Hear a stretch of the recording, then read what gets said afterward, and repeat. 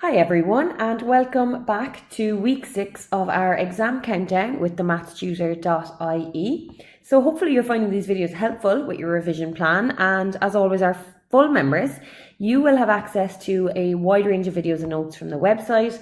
And don't worry if you're not a full member, as always I have linked 2 videos in the chat. The first one there you can see is on induction, so it's an example of a proof by induction for a series from the 2014 sample paper. And the second one is looking at functions in more detail. So what we're going to be looking at today, first of all, we're going to have a look at induction for the first couple of minutes of the half hour. And for the second bit, then we're going to have a look at functions in a little bit more detail. So let's get straight into it. With induction, there are 3 types of induction questions that you might be asked to do, that you might be asked to prove in your Leaving Cert exam, in no particular order. The first one is proving series, so the sum of series.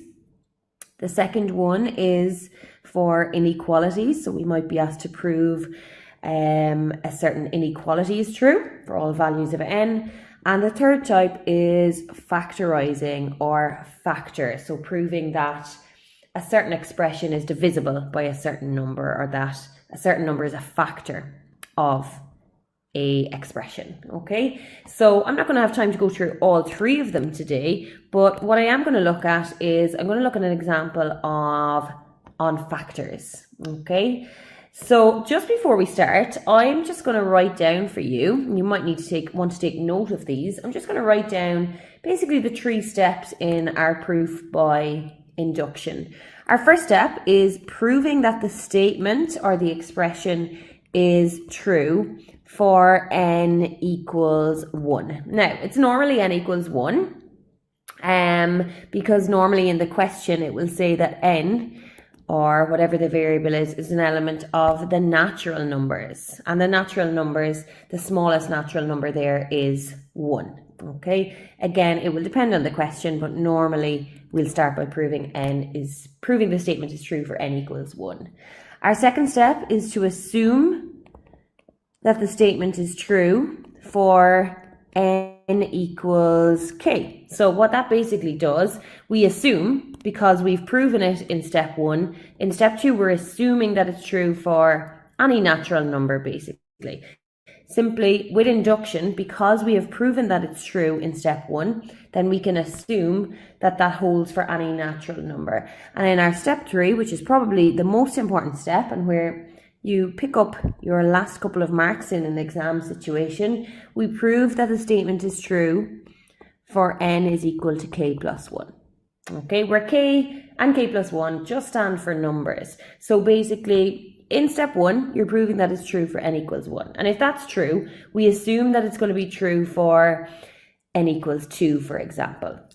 Okay, and so on with induction, basically by assuming it's true for n equals k, and then proving it's true for n equals k plus 1, you're saying, well, if it's true for 1, it's true for 1 plus 1, which is 2. If it's true for 2, it's true for 2 plus 1, which is 3, and so on. In other words, you're proving it for all of the natural numbers. Okay, so those are our 3 steps, and we're going to get straight into an example. And the example that we're going to look at today is from the 2016 exam paper, and induction is always generally paper 1. And this, as you can see from the question, is a proof of that third type that I've said, which is proof of factors or factorizing type. So we're asked to prove by induction, which is a specific method of proof, that 8 to the power of n minus 1 is divisible by 7, and as you can see there, for all natural numbers. That capital N stands for our natural numbers, and those are the ones that come naturally to us. So those are the positive whole numbers, 1, 2, 3, 4, 5, all the way up to positive infinity. Okay, so let's get straight in. We're going to start with our first step, and our first step, I'm just going to make a note of it for myself here. I'm going to prove that the statement is true for n equals 1, because 1 is the smallest natural number. Okay, so I'm basically taking my expression from here And everywhere I see an n, I'm going to replace it with a 1. So it becomes a to the power of 1 minus 1. And a to the power of 1 is just 8. Take 1 from that is 7. So you're asking yourself, is it divisible by 7? Which obviously it is. So therefore, it's divisible by 7. So therefore, we've just proven that the statement is true for n equals 1. Second step was to assume, so based on our first step, we've proven it's true for n equals 1.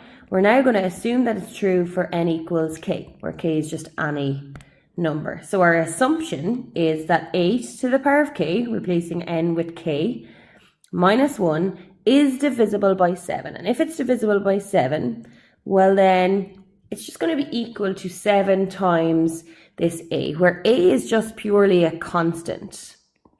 Okay, so 7a would be basically any multiples of a, which would be the exact same thing as saying that that statement, a to the power of k minus 1, is divisible by 7. Okay, so that's a big point, I suppose, in this question. It's a huge point in this question because we always use our second step, our assumption, in our third step, and that's where we're going to pick up marks. As regards marks, so far in this question, you'll probably have picked up, if the question was worth 15 marks for this part A, you're probably up around 7 marks for getting to this point. Okay, so you're probably up around mid-partial credit, depending on the marking scheme, of course. So that's my assumption, and I'm just going to go one step further. I'm just going to make this a little bit thicker. I'm going to go one step further in my assumption, and I'm going to just manipulate this equation here, and I'm going to get a to the power of k on its own. So that's 7a plus 1. Okay, and I'm just going to highlight that there. That's my assumption, just manipulate it ever so slightly, and that's what I'm going to be using in step 3. So my step 3 was to prove that the statement was true for n equals k plus 1. So what am I doing here? Well, I'm taking my statement from the question, and everywhere I see an n, I'm now replacing it with a k plus 1. So my statement was 8 to the power of, in the question, 8 to the power of n. So that's 8 to the power of k plus 1 in this case, minus 1, and we're trying to prove that that's true, that that's divisible by 7. And we're trying to prove that's true by induction, okay? So I'm going to start with this term here, and that's 8 to the power of k plus 1. So from my laws of indices, I know that that's just going to be 8 to the power of k times 8 to the power of 1. Because my powers are added here, I'm just leaving my base number the same as 8, and I'm replacing it with 8 to the power of k times 8 to the power of 1. And of course, the minus 1 doesn't change.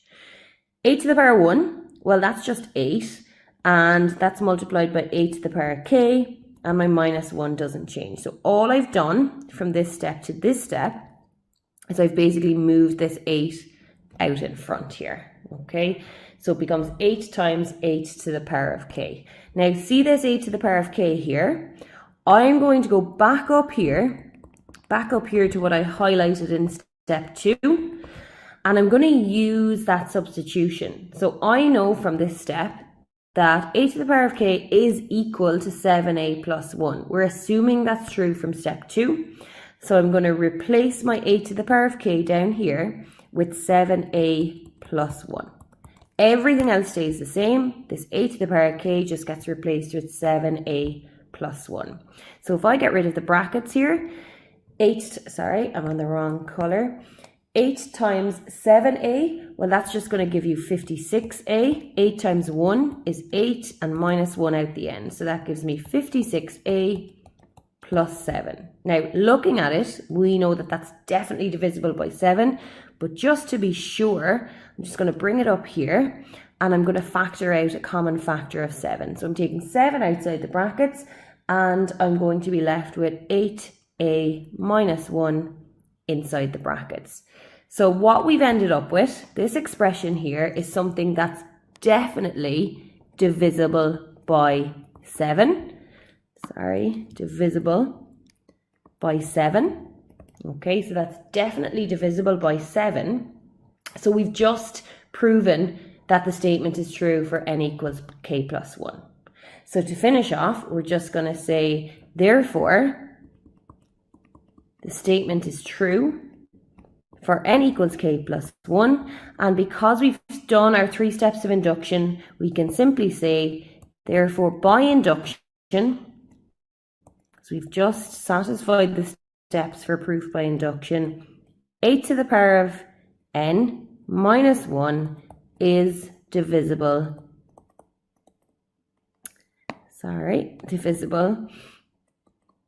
by 7.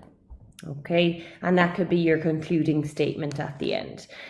So remember, just to recap very quickly, you have 3 steps that you're using here. You're first of all proving that the statement is true for the smallest value of n. In this case, n was a natural number, so the smallest natural number is 1. You're then assuming that it's true for n equals k, and you always use that assumption in your 3rd step in your proof that it's true for n equals k plus 1.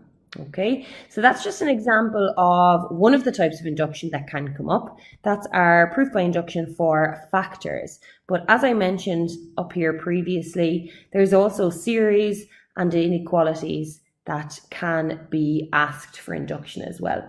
But for those of you non-members, there's a video in the chat, a link to a video in the chat on a series question on induction.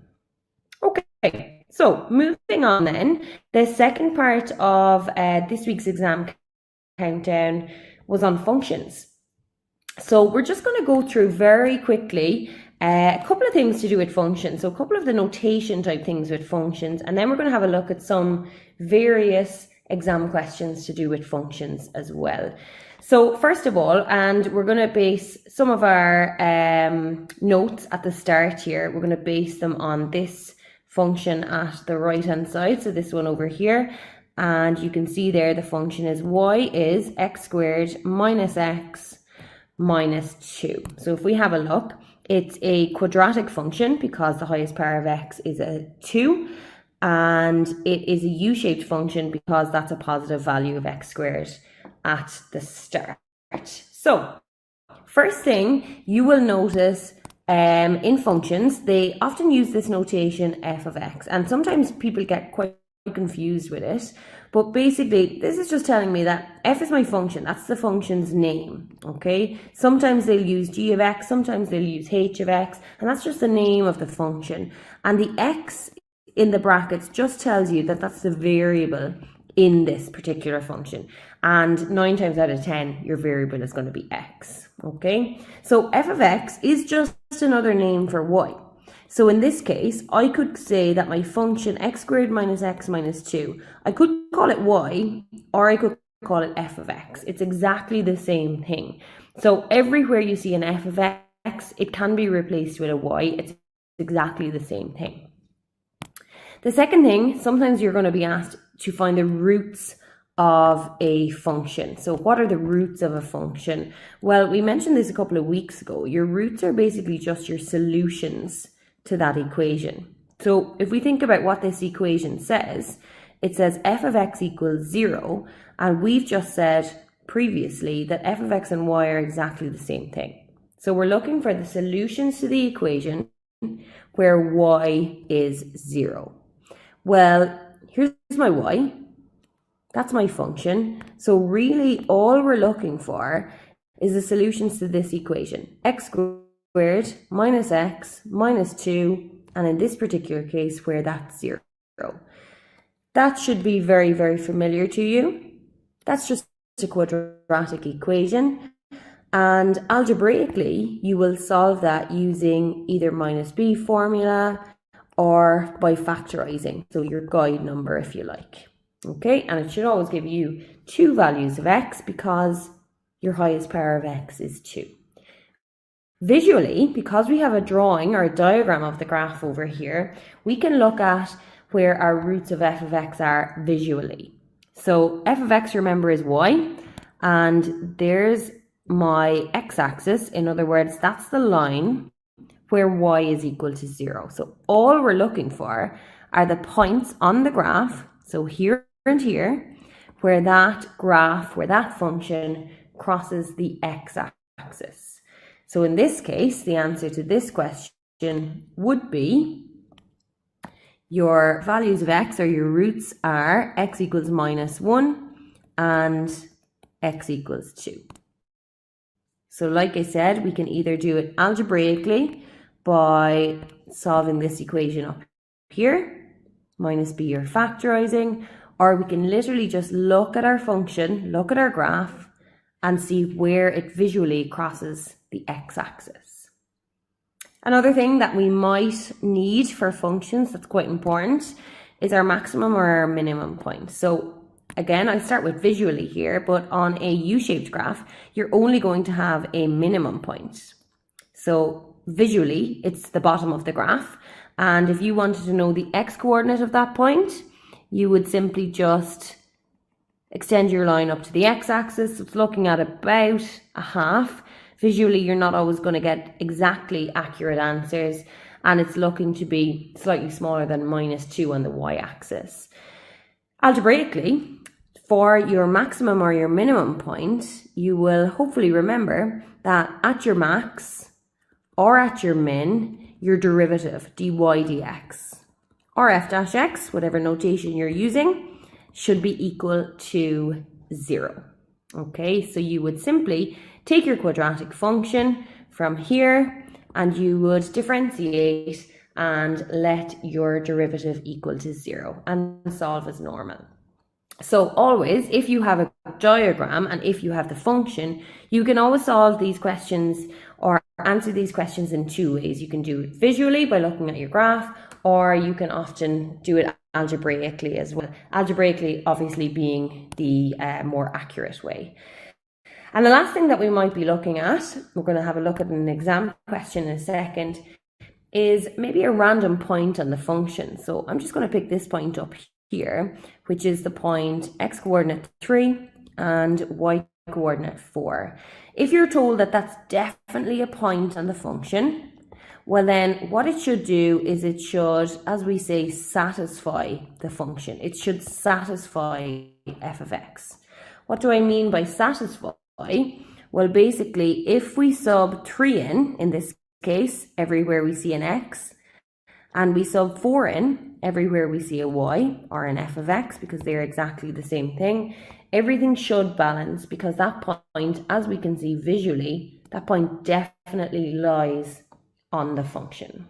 Okay, so that's just a couple of things to do with functions. There's plenty more, but that's just the basics, I suppose, of looking at functions, and that's coming a lot from junior cert maths as well. So let's have a look at a couple of exam questions from previous years.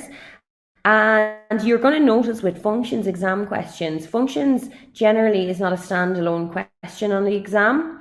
Generally it is amalgamated with maybe differentiation or logs and indices. It generally linked up with some other topic, okay? But it's quite an important topic on paper 1.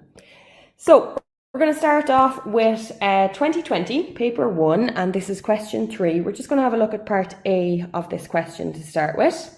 We're given two functions, so you see this notation again. The first function is the f function, 6x minus 5, and our second function is the g function, x plus 5 over 6.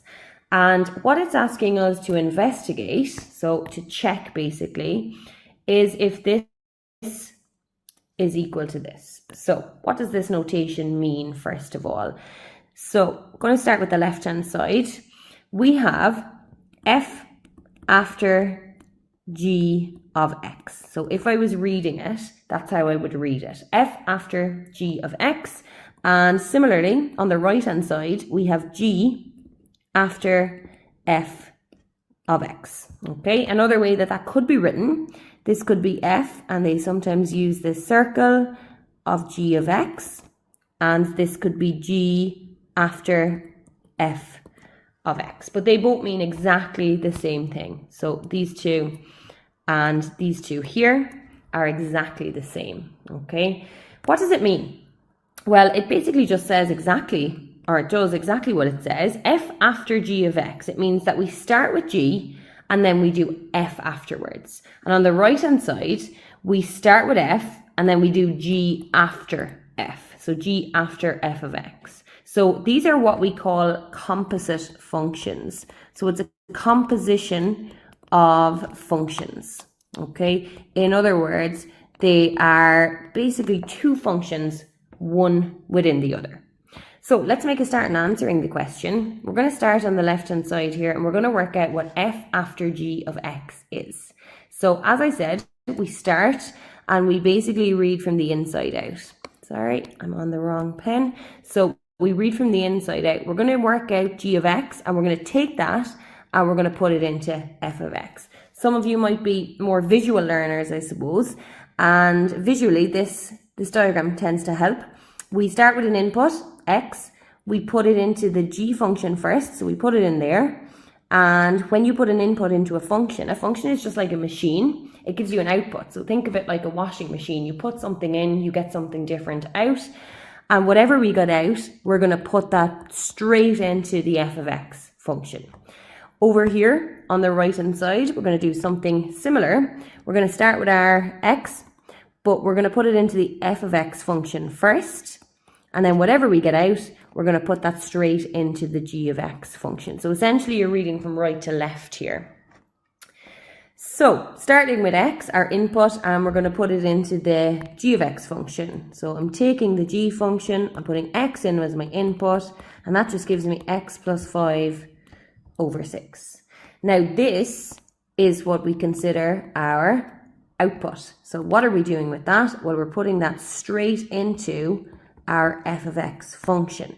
So what does that look like? Well, we're taking our f of x function, which is 6x minus 5, and everywhere we see an x, we're going to replace it with our x plus 5 over 6. Everything else stays the same. So look what's happened there. I've taken my, if I go back up here for a second, I've taken my f of x function and I've replaced the x with whatever g of x was. Okay, in this case it was x plus 5 over 6. So we're going to multiply out our brackets. We're going to see, can we simplify that? We're multiplying by 6, we're dividing by 6. They're going to cancel each other out. So we're left with x plus 5, and there's a minus 5 there as well. Plus 5 and the minus 5, they're going to cancel each other out, and we're left with just x. And there's no further we can go with that.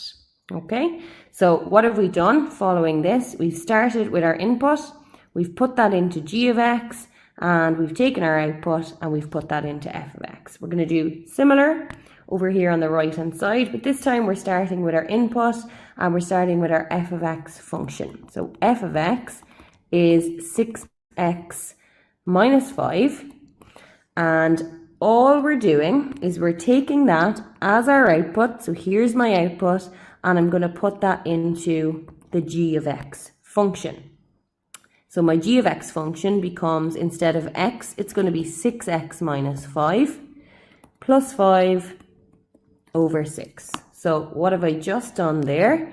Well, I've taken my g of x function and I've replaced the x with a 6x minus 5. And we can simplify.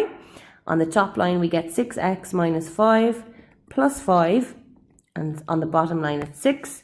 The minus 5 and the plus 5 cancel each other out, so we have 6x divided by 6, and the 6 on the top line, 6 on the bottom line, they cancel each other out, so we end up getting x. So the question asked us to investigate if they are equal. Our conclusion is they are most definitely equal. So answering the question, it's f after g of x. That's the same thing as g after f of x. So like I said, some of you might find this quite useful here. So they might find this visual quite useful. That tells you exactly what we're doing. Remember, when you're reading this notation, you're basically reading from the inside out. So you're reading from right to left. You're starting with the f of x and you're putting it into the g of x function. And that's just one application, I suppose, of functions with composite functions. Okay, So let's have a look at another question then. This one is from 2019, paper 1, and it's question 4. So for now, I'm just going to ignore part A because it's induction, or sorry, not induction, integration, and we're actually going to come across a little bit of integration in part B anyway. So it's telling us part of the graph of a cubic function, so you can see it's an S on its side, is shown below. The graph cuts the x-axis at the 3 points A, B, and C. In part 1, it tells us that f dash x, so that's our derivative, is that, show that the function is this, okay? So we're going to start with our derivative, and we're going to go from our derivative, which is f dash x, we're going to go back to the original function. So we're undoing our differentiation. In other words, we're doing the opposite of differentiating. We are going to integrate. Okay, so like I said, functions is never usually a standalone topic. There's always something linked in with it. In this case, it's integration. So remind ourselves how to integrate. Well, we take our term 6x squared and we increase the power by 1, so that becomes 6x cubed, and we divide by our new power. We take the next term, which is minus 54x. We increase the power by 1, so it becomes x squared. We divide by the new power of 2. And 109, that becomes x to the power of 1. And technically, that's divided by 1. But don't forget, you have your plus c at the end, your constant of integration, because you're not sure what that constant may be. So just simplifying a little bit here, 6 over 3, that will simplify to 2. X cubed, 54 over 2, that's going to simplify to 27. X squared plus 109x plus c. So that's my integration done, but it's looking similar. So we have our 2x cubed, we have our minus 27x squared, we have our 109x, but we don't yet know what our constant of integration is. So we must have another little piece of information on the graph that's going to help us to figure out what that constant is. And have a look up here. We know that this point, 2, 0, definitely lies on the graph. So as we said earlier, if it lies on the graph, it means it should satisfy the function. And remember what we said by satisfy, if I sub 2 in for x in this case, and I sub 0 in for y, or f of x, everything should balance. So let's have a go with doing that. We're getting 2 bracket 2 cubed minus 27 bracket 2 squared plus 109 bracket 2 plus c, and that should equal f of x. In this case, that should equal 0. So when you solve on the left-hand side, so when you work out all of this, that can go straight into your calculator. That should give you 126 plus c equals 0. So solving for c, we end up with minus 126. Okay, and then we're just going to write out our function because that's what the question asked us. Our function then is 2x cubed minus 27x squared plus 109x, and we know now that c is minus 126. Okay, and that's your answer to part 1. Basically, just using the fact that, well, first of all, we needed to integrate, but secondly, using the fact that that point was definitely on the function somewhere. Second part of that question asks us to find the coordinates, so the x and the y values, of the point B and the point C. So let's remind ourselves of the graph and have a look at B and C, and A, I suppose. So there's B and C, there's A. They're all what we call roots of the function. In this case, the function is called f of x. What does it mean to be roots? Well, it means it's where they cross the x-axis. But what else does it mean to be roots? Well, we definitely know that 2 is a root. So x equals 2 is a root of this function f of x that we've just found in part 1. If it's a root, all that means is that when I sub it in, everything should balance. In other words, when I sub it into the function, I should be getting 0. When I sub it back in up here, I should be getting 0. And you might remember from a couple of weeks ago, we looked at the factor theorem, and we said that if x equals 2 is a root, well then we can just move the 2 back here, and that will give me x minus 2, and that's a factor. What does it mean for something to be a factor? It should divide in with no remainder. So that's exactly what we're going to do here. We're going to do our long division. We're going to take our factor, which we know definitely is a factor from the graph. Our factor is x minus 2, and we're going to divide that in to our cubic equation from part 1. Okay, so we're going to do our long division, and again we are leading with our first term, our lead term of x. X will divide into 2x cubed, 2x squared times. Multiply 2x squared by x is 2x cubed, 2x squared by minus 2 is minus 4x squared. We're going to change the sign, so we're going to subtract minus, and that becomes a plus. As we expect, those two will cancel. We have a minus 27x squared plus a 4x squared. That's going to give you a minus 23x squared. And then we're going to drop down our next term, which is 109x. Divide again, x into minus 23x squared this time. That's going to go in minus 23x times. Multiply minus 23x by x is minus 23x squared. Minus 23x by minus 2 is plus 46x. We're going to change the signs, or subtract, so that becomes plus, and that becomes a minus. And as we expect again, those two are going to cancel each other out. 109x minus 46x, that's going to give us 63x. We're going to drop down the minus 126, and we're going to divide again. X into 63x goes 63 times. 63 by x is 63x. 63 by minus 2 is minus 126, and as we expect, because it's definitely a factor, we end up with a remainder of 0. So look at our answer up here. That's our 2x squared minus our 23x plus our 63, and we're going to create a quadratic equation there. This is our other factor, and we can now factorize that or use our minus b formula. Completely up to you, whatever you're more comfortable with. That should end up giving you your other two roots. So that's going to be x is equal to 4.5 and x is equal to 7. Those are your other two roots. So let's go back to the diagram just to remind ourselves what those were. One of them is going to be b, one of them is going to be c. So obviously the c1 is further to the right on the x-axis. That's going to be our 7. So our b is 4.5 and 0 because it's on the x-axis, and our c is going to be 7 and 0 because it's on the x-axis too. Okay, so that's our half an hour just about done. So hopefully you found that of some use to you. And as always, non-members, you have those links to those free videos in the chat. And our full members, don't forget to have a look at your exam countdown revision plan. Thank you for joining, and I will chat to you again next week.